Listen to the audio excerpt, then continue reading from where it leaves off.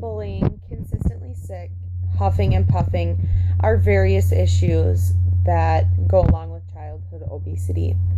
Childhood obesity is an issue that needs to be solved within the community, home, and with community intervention services.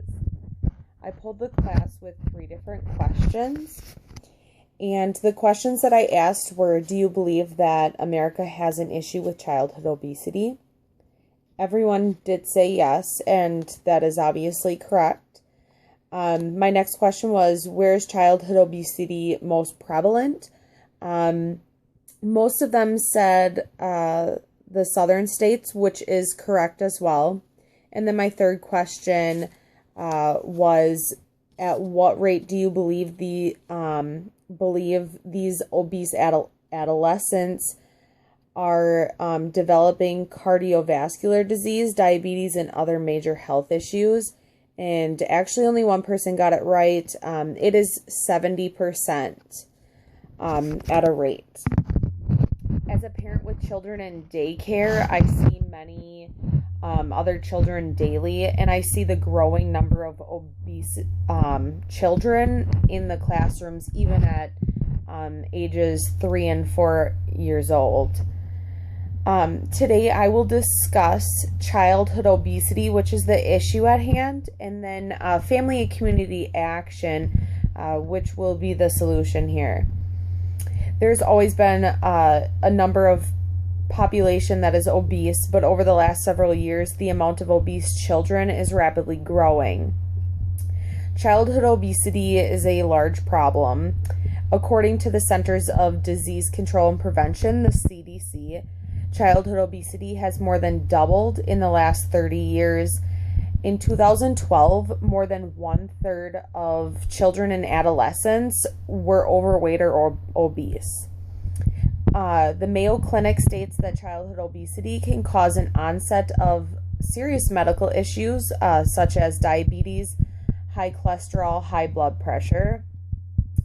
The U.S. National Library of Medicine reports that screen time, as they call it, which is your TV, video games, internet, iPods, that sort of thing, it definitely requires less energy. So these children are eating the same amount of food, and they are exercising less and less.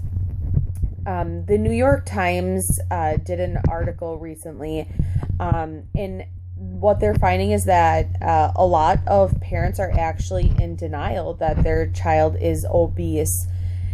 They also found out that a lot of parents are worried about being the food Nazi and worried about telling their children what they need to eat, and they don't want to be that person. Solving this issue will never be easy, but with the widespread help of the family and the community, we will get somewhere on this issue. Family and community action is a huge solution for this. The family, of these overweight children, or just in general, I believe that everyone needs exercise. Make your child turn off the TV, make them turn off their video games, send them outside for an hour a day, get them on an exercise schedule, take a walk with them, go bike riding with them. You can make it fun. Limit the amount of the snacks. Parents, like I said before, encourage outdoor play, make healthy meals. If you eat healthy, your children are going to follow you and see you as a role model. You are changing your eating habits, they're going to change their eating habits. Pack them school lunches if they don't get the proper nutrition in school. And then as a community, providing fun exercise games within the school or without, being in school, would definitely help.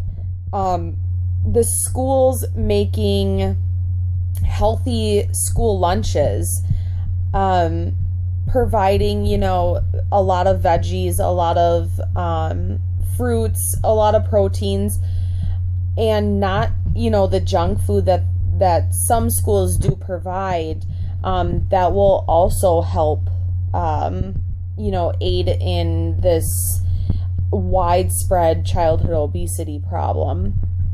In closing, childhood obesity seems to be growing larger and larger within the U.S. population. Stop the childhood and adolescent obesity. Provide family and community support are the two main points that I touched on today. Children shouldn't have to make this life decision themselves. We should all be helping them as a group effort together.